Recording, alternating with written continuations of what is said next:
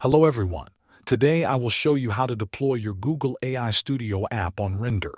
First, open your app in Google AI Studio.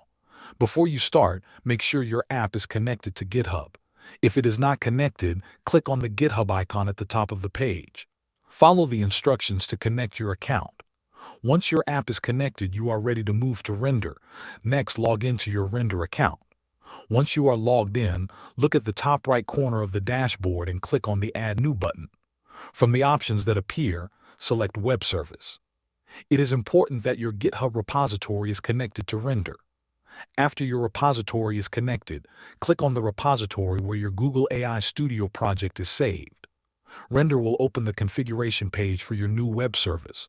On this configuration page, look for the section called Run Command. Here, you need to type the command that starts your app. If you are using npm, type npm start. If you are using yarn, type yarn start. This tells Render how to launch your application.